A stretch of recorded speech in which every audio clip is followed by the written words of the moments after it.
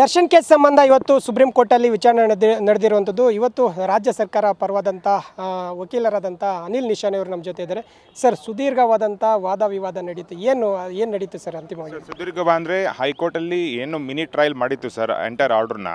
ಇವಾಗ ಅದನ್ನು ಎಂಟೈರ್ಲಿ ನಾವು ಮತ್ತೆ ಸುಪ್ರೀಂ ಕೋರ್ಟು ಎಂಟೈರ್ ಗ್ರೌಂಡ್ಸು ಅದ್ರ ಬಗ್ಗೆ ಬೇಲ್ ಕೊಟ್ಟಿರೋ ಗ್ರೌಂಡ್ಸನ್ನ ಎಂಟೈರ್ ಆರ್ಗ್ಯುಮೆಂಟ್ನ ಕೇಳ್ತು ಸರ್.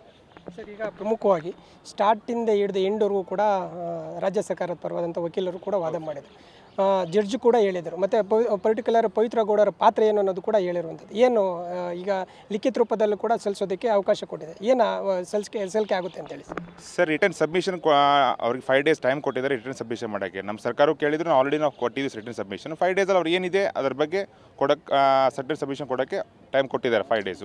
ಈ ಹೈಕೋರ್ಟು ಈ ಮಿನಿ ಟ್ರಯಲ್ ಮಾಡಿತ್ತು, ಅದ್ರ ಬಗ್ಗೆ ಈ ಫೈಂಡಿಂಗ್ಸ್ ಪರ್ವರ್ಸ್ ಎಲ್ಲ ಅದ್ರ ಬಗ್ಗೆ ಎಲ್ಲ ಏನಿತ್ತಲ್ಲ ಎಂಟರ್ ಮೋಸ್ಟ್ಲಿ ನಮ್ಮ ಪ್ರಕಾರ ಸೆಟ್ ಅಸೈಡ್ ಮಾಡೋಂಗೆ ಕಾಣ್ತಾರೆ ಅಷ್ಟೇ ಸರ್.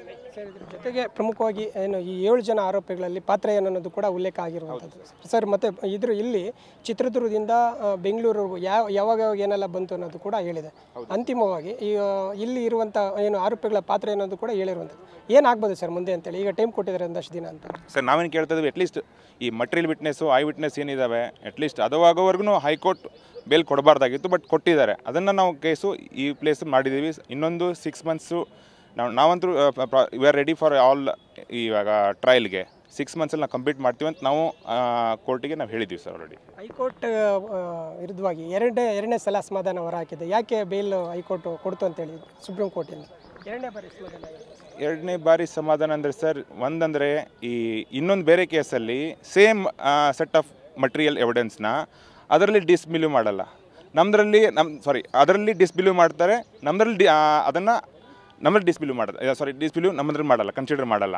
ಫಾರ್ ಎಕ್ಸಾಂಪಲ್, ಒಂದು ಯಾವುದೋ ಕಿಡ್ನ್ಯಾಪ್ ಕೇಸಲ್ಲಿ ಆ ಕೇಸಲ್ಲಿ ಅವ್ರನ್ನ ಅಬ್ಡಕ್ಷನ್ ಮಾಡೋದ್ರ ಬಗ್ಗೆ DNA ಬಗ್ಗೆ ಎಲ್ಲ ಕೇಸಲ್ಲಿ ಅದನ್ನ ಸೇಮ್ ಸೆಟ್ ಆಫ್ ಮಟೀರಿಯಲ್ ಅದರಲ್ಲಿ ಕನ್ಸಿಡರ್ ಮಾಡಿ ಬೇಲ್ ಕ್ಯಾನ್ಸಲ್ ಮಾಡ್ತಾರೆ. ನಮ್ಮದ್ರಲ್ಲಿ ಅದನ್ನು ಕನ್ಸಿಡರೇ ಮಾಡಲ್ಲ. ಕನ್ಸಿಡರ್ ಮಾಡಿದ್ರೆ ಬೇಲ್ ಗ್ರಾಂಟ್ ಮಾಡ್ತಾರೆ high court. It's entirely findings perverse order sir.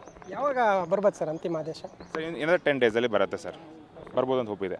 Thank you. ಇದಿಷ್ಟು ರಾಜ್ಯ ಸರ್ಕಾರ ಪರವಾದಂಥ ಒಂದು ವಕೀಲರಾದಂಥ ಅನಿಲ್ ನಿಶಾನೆ ಅವರು ಮಾತಾಗಿರುವಂಥದ್ದು. ಕ್ಯಾಮ್ರಾ ಪರ್ಸನ್ ಅಜಯ್ ಜೊತೆ ಮಹೇಶ್ ಶೀರಣ, TV9 ನವದೆಹಲಿ.